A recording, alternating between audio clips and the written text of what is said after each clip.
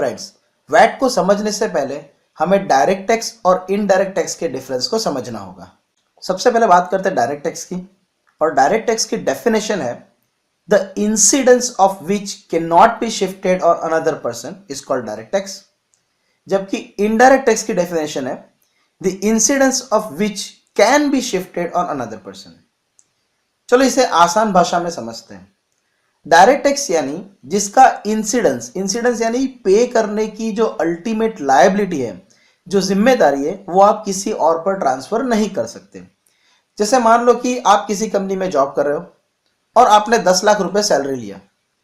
अब सैलरी लेने पर साल के एंड में आपको इनकम टैक्स पे करना है, राइट? सो ये इनकम टैक्स पे करने की जो लायबिलिटी है वो आप किसी और पर ट्रांसफर नहीं कर सकते।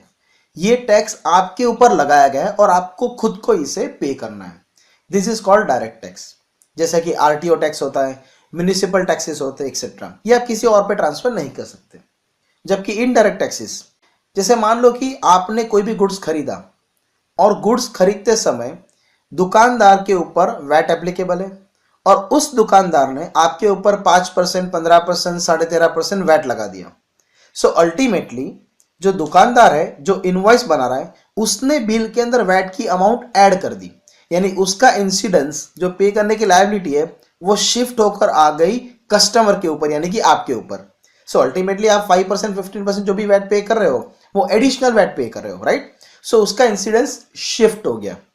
सो इसे हम लोग कहते हैं इनडायरेक्ट टैक्सेस। जैसे कि वैट हो गया, सीएसटी यानी कि सेंट्रल सेल्स टैक्स है, एक्साइज ड्यूटी है। जैसे आप टेलीफोन बिल या इंटरनेट बिल आप लेते हो तो उस पर आपको सर्विस टैक्स लगता है। सो ये सारे एग्जांपल्स है इनडायरेक्ट टैक्सेस के।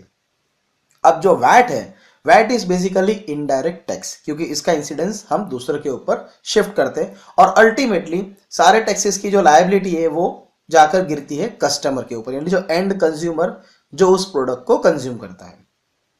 सो पहले सेल्स टैक्स था और सेल्स टैक्स को हटाकर गवर्नमेंट ने वैट इंट्रोड्यूस कर दिया और आज की डेट में लगभग सारे स्टेट्स और यूनियन टेरिटरीज में वैट एप्लीकेबल है। वैट जनरली लगता है प्रोड्यूसर्स के ऊपर, मैन्युफैक्चरर्स के ऊपर, रिटेलर्स के ऊपर, या ऐसे कोई भी डीलर जो गुड्स की वैल्यू में एडिशन करते हैं और अल्टीमेटली ये वैल्यू एडिशन पास कर दिया जाता है कस्टमर के ऊपर। चलो इलस्ट्रेशन के जरिए हम इसे समझते हैं। लेट्स से कि एक दुकानदार या एक मैन्युफैक्चरर है या एक होलसेलर है, इसने एक गुड्स खरीदा 100 रुपए में और उसके ऊपर उसने 5 रुपए वैट पे कर दिया, यानी ये दुकानदार ने 105 रुपए में गुड्स खरीदा। कैसे? 100 रुपए उसने गुड्स की वैल्यू पे की प्लस 5 रुपीज उसने वैट पे किया। सो इसकी परचेस प्राइस यानी कि कॉस्ट हो गई 105 रुपए। अब इस होलसेलर ने दूसरे डीलर को ये गुड्स 150 रुपए में बेचे, यानी कि 100 रुपए के जो गुड्स थे, जो इसकी परचेस प्राइस थी, उसकी सेलिंग प्राइस इन्होंने कर दी 150 रुपीज, यानी 50 रुपीज का एडिशन किया, राइट? सो 150 में गुड्स बेचा और टोटल 157.5 में बेचा। कैसे?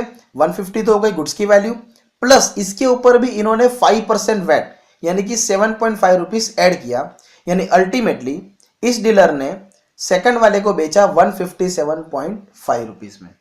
150 रुपए सेलिंग प्राइस, 7.5 वैट, यानी टोटल कलेक्ट किया 157.5। अब इस डीलर ने थर्ड डीलर को ये गुड्स 150 की जगह 300 में बेच दी, यानी 150 रुपए उसकी परचेस प्राइस थी और वैल्यू एडिशन करके 300 में बेचा। सो अल्टीमेटली ये बंदे ने इस बंदे को 315 रुपए में बेचा, यानी 315 रुपीज कलेक्ट किए। कैसे?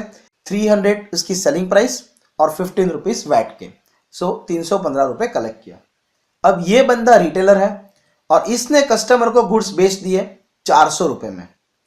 अब 400 रुपए में गुड्स बेचे और 5% वैट कलेक्ट किया, यानी ये बंदे ने टोटल कलेक्शन 420 का किया और कस्टमर को ये सारे वैट का जो एडिशन हुआ ये अल्टीमेटली कस्टमर को ही बेयर करना पड़ा और इसकी परचेस प्राइस हो गई 420 रुपीज। यानी जहां जहां पर वैल्यू में एडिशन हो रहा है, देख सकते हो 100 से 150, 150 से 300, 300 से 400, यानी जिस जिस जगह पर वैल्यू में एडिशन हो रहा है उस जगह पर टैक्स लग रहा है। इसीलिए इसे कहते हैं वैल्यू एडेड टैक्स, यानी कोई भी डीलर या सेलर वैल्यू में एडिशन करता है तो वहां पर वैट लगता है। चलो अब समझते हैं कि इसका टैक्स इंप्लीकेशन क्या होता है।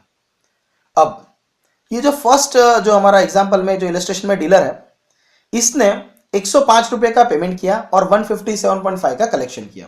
अब चलो 100 रुपए की परचेस प्राइस है, 150 में उसे बेच दिया तो 50 रुपीज तो इसका प्रॉफिट हो गया, जो ग्रॉस प्रॉफिट कहते हैं, ठीक है, उससे हमें कोई लेना देना नहीं। बट अब देखो, इसने 7.5 रुपए कलेक्ट किया, यानी जो सेकंड बंदे को बेचा उससे 7.5 रुपए वैट कलेक्ट किया। अब इसने जो 7.5 रुपए वैट कलेक्ट किया वो उसे गवर्नमेंट को सारा का सारा अमाउंट पे नहीं करना है। उसको गवर्नमेंट को कितना पे करना है? उसको सिर्फ 2.5 रुपए पे करना है। कैसे? देखो फ्रेंड्स, सेम गुड्स जब उसने बेचा तो 7.5 कलेक्ट किया, बट यही गुड्स खरीदने के लिए उसने 5 रुपए ऑलरेडी वैट तो पे कर दिया है। सो अल्टीमेटली उसने 7.5 कलेक्ट किए और 5 रुपए पे कर दिए, तो उसे गवर्नमेंट को 2.5 रुपए ही पे करना है। अब वैट से इसको लॉस हुआ?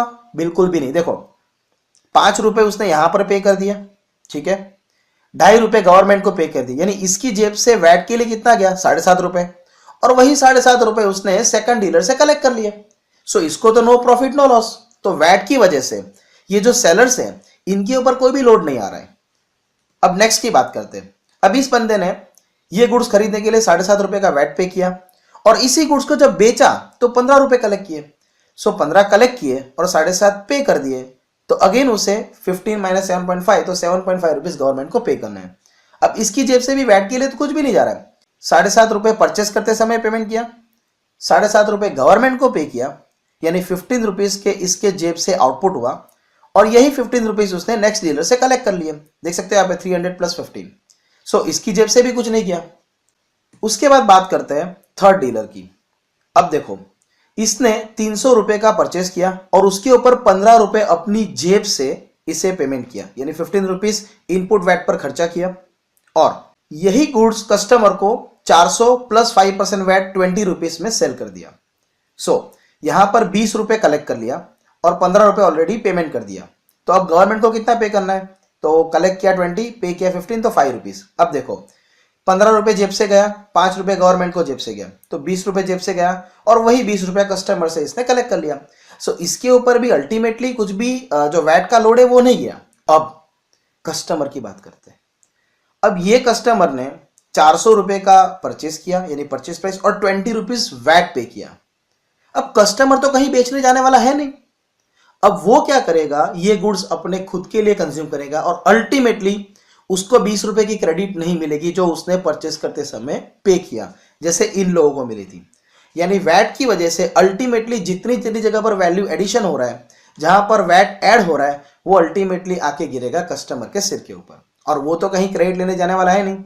इसने खरीदा, ठीक है, तो इसने जितना पे किया उसके सामने क्रेडिट लेगा क्योंकि बेच रहा है, जबकि कस्टमर कहीं पर भी सेल करने नहीं जा रहा है। सो अल्टीमेटली जो कहते हैं ना कि the incidence of tax can be shifted on another person, that is called indirect tax, or VAT is also called as indirect tax. So इस केस में अल्टीमेटली कस्टमर को 400 रुपीज का परचेस प्राइस, 20 का वैट दिया, और ये 20 इसे ही bear करना है। सो इसकी कॉस्ट हो गई rupees 420। So this is VAT. So friends, this concludes our session on what is VAT. Thank you very much.